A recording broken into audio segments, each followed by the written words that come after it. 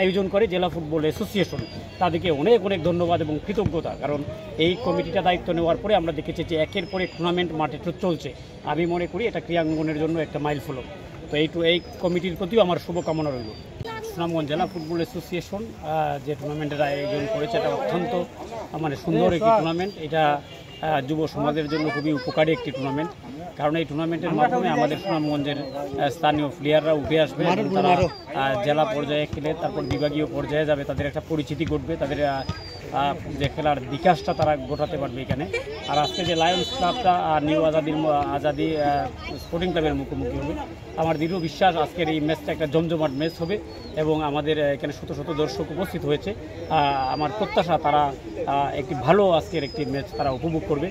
তো আমি উপজেলা ক্রীড়া সংস্থার সেক্রেটারি হিসেবে এবং সদর উপজেলার ভাইস চেয়ারম্যান হিসেবে আমার উপজেলার প্রতি শুভকামনা রইল।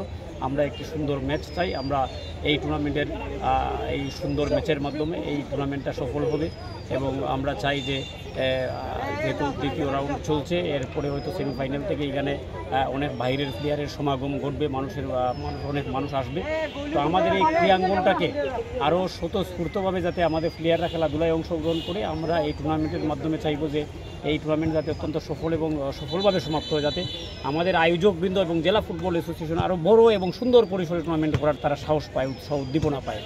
তো আজকে যারা বিভিন্ন আমাদের যতগুলো টিম অংশগ্রহণ করেছে খেলায়, আমি প্রত্যেকটা টিমকেই আমার অন্তঃস্থল থেকে শুভেচ্ছা জানাচ্ছি। প্রত্যেকটা টিমের প্রতি আমার শুভকামনা। আমরা চাই যে প্রত্যেকে তার বেস্ট খেলা দিয়েই তারা ফাইনালে যাক এবং চ্যাম্পিয়ন হোক। তো সব টিমের প্রতি যারা অংশগ্রহণ করেছে সবার প্রতি শুভকামনা রইল। এবং আয়োজন করে জেলা ফুটবল অ্যাসোসিয়েশন, তাদেরকে অনেক অনেক ধন্যবাদ এবং কৃতজ্ঞতা। কারণ এই কমিটিটা দায়িত্ব নেওয়ার পরে আমরা দেখেছি যে একের পর এক টুর্নামেন্ট মাঠে চলছে। আমি মনে করি এটা ক্রীড়াঙ্গনের জন্য একটা মাইল ফলক। তো এই কমিটির প্রতিও আমার শুভকামনা রইল। আর পাশাপাশি আপনারা জানেন যে আগামী 5 জুন সুনামগঞ্জ সদর উপজেলা পরিষদের নির্বাচন অনুষ্ঠিত হবে।